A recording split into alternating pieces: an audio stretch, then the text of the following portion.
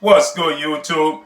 It's your boy, Blueblood Sports TV, back at y'all with another one. So, unified British heavyweight world champion Anthony Joshua responds back to not showing up and not responding to former unified and current lineal British heavyweight world champion Tyson the Gypsy King Fury ahead of his highly anticipated rematch with undefeated Olympic bronze medalist, WBC American heavyweight champion Deontay the Bronze Bomber Wilder, February 22nd in Las Vegas, Nevada.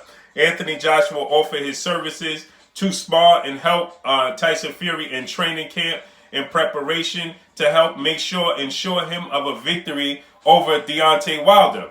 Tyson Fury and Deontay Wilder held a press conference that initially there weren't going to be any press conferences to promote the fight.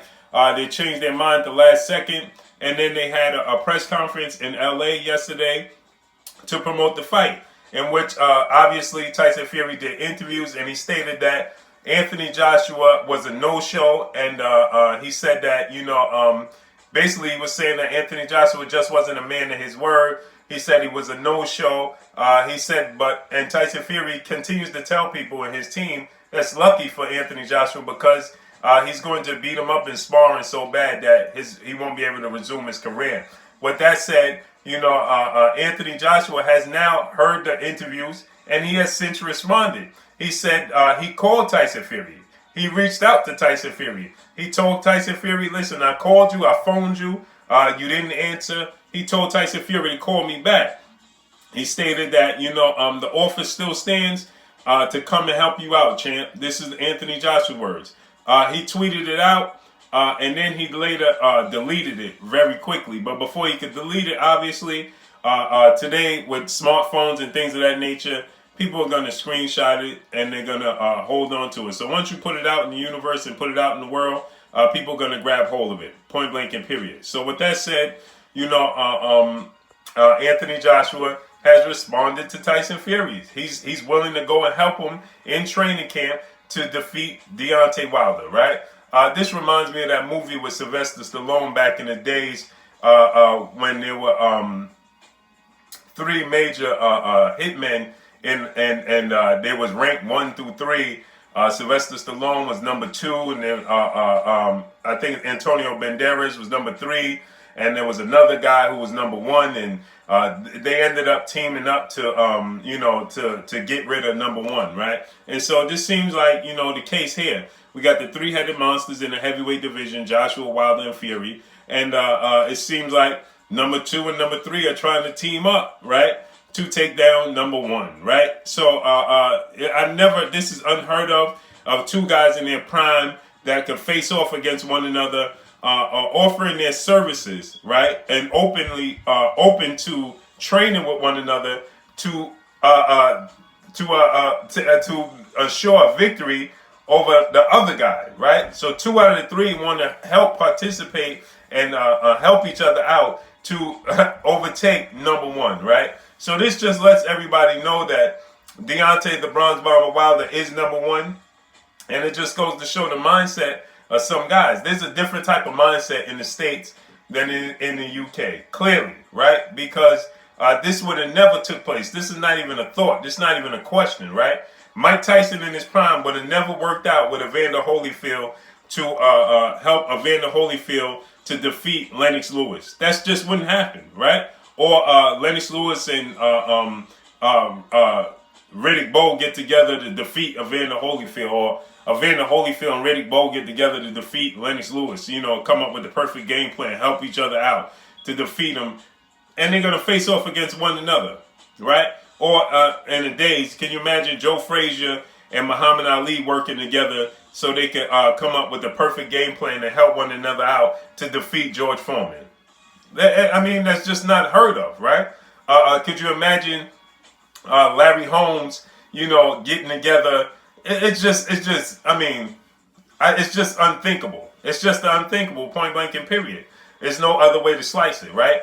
So these guys getting together, Tyson Fury and Anthony Joshua, who claim they're the best. They're making all these changes. Tyson Fury's made tons of changes in his training camp.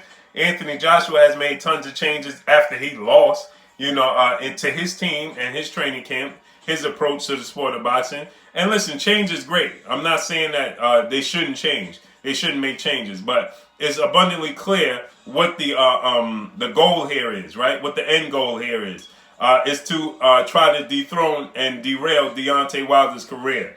And Anthony Joshua, this just lets me know that Anthony Joshua truly doesn't have the confidence in being able to beat Deontay Wilder. Because if at the end of the day, what Anthony Joshua should be doing at this point in time is saying, may the best man win and I want the winner.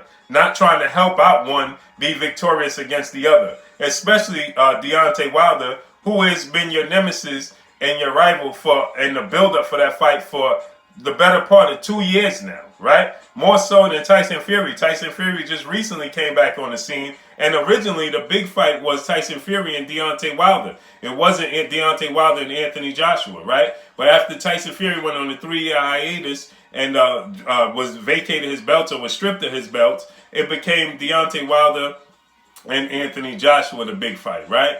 And now Tyson Fury made his way back into the sport. He fought. He has had 5 fights now, 2 tune-ups before Wilder fight, and then Otto Wallin and Tom Schwartz, and now he's going into his 6th fight since his 3-year hiatus, and losing all his belts like Sonic the Hedgehog. Ping, ling, ling, and the coins go everywhere. Remember Sonic the Hedgehog when you did the spin up in the air and you landed on the spikes and the coins went everywhere? Ping, ling, ling, ling, ling, ling, ling. Then you had to recollect all the coins. That's what happened with Tyson Fury, right? He lost all his accomplishments, all his titles, right? And so all his hardware. So with that said, this is I want to say it's strange, but it's really not that strange, right? It's expected because it just shows the mindset of Tyson Fury and Deontay Wilder and Anthony Joshua opposed to Deontay Wilder's mindset, right?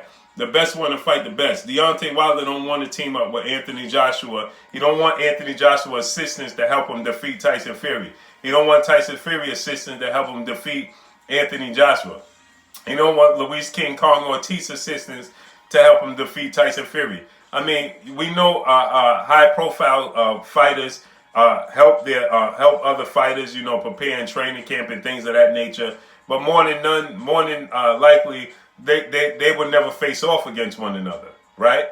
Or if they, at the point, if they're in the same weight class, one of the fighters is probably past the part of challenging for a title. You understand what I'm saying? So it's just unheard of at this point in time. Yes, like I stated, you hear high-profile fighters. Errol Spence sparred with Floyd Mayweather. Zab Judah sparred with Floyd Mayweather. Floyd Mayweather sparred with Pernell Whitaker.